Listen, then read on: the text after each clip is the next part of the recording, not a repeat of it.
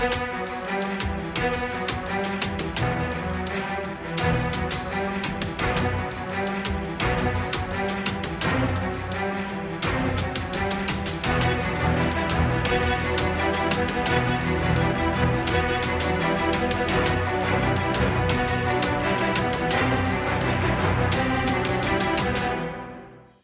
MIDC मध्ये मला गोपनीय माहितीदारांकडनं माहिती भेटलेली होती की इथं कृषीचा जो युरिया आहे तो युरिया सप्लाय होतो आणि तो बेकायदेशीरित्या वापरला जातोय आणि त्या माहितीवरून वर्कआउट करून आम्ही एक दिवशी एक गाडी पकडली.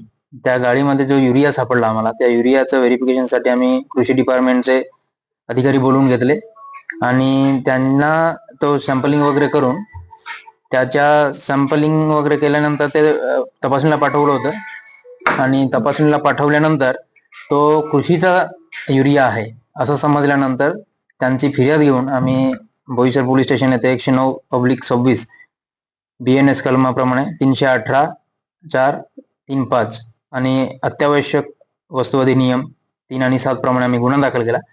त्याचं इन्व्हेस्टिगेशन सुरू केलं. त्या इन्व्हेस्टिगेशन मध्ये सर्वप्रथम आम्ही एक आरोपी ताब्यात घेतला होता आणि त्या इन्व्हेस्टिगेशन मध्ये नंतर टप्प्याटप्प्याने इन्व्हेस्टिगेशन होत गेल्यानंतर आतापर्यंत एकूण 8 आरोपी निष्पन्न झालेले आहे आणि 8 आरोपी निष्पन्न झालेले आहे. त्याच्यापैकी आता आम्ही फक्त 4 आरोपी अरेस्ट केलेले आहे. बाकीच्या आरोपींचा शोध चालू आहे आणि त्या आरोपी अरेस्ट करण्यात येणार आहेत. या गुन्ह्यामध्ये आम्ही सविस्तररित्या तपास करत असताना याच्यात जवळपास 226 पोती जे 50 kg वजनाचे असतात त्या पोती आम्हाला युरियाचे सापडल्या होत्या आणि एक व्हेकल्स वगैरे असं करून आम्ही जवळपास 20,80,000चा मुद्देमाल जप्त केलेला आहे.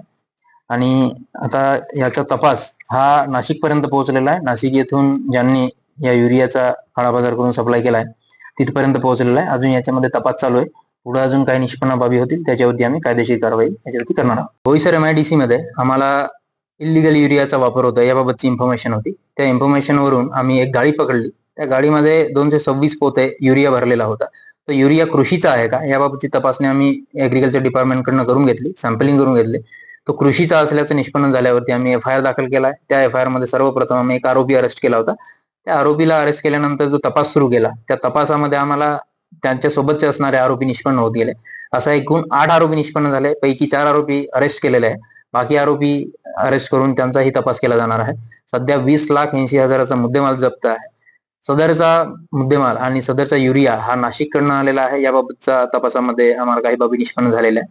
आणखीन त्याचा सखोल तपास चालू आहे.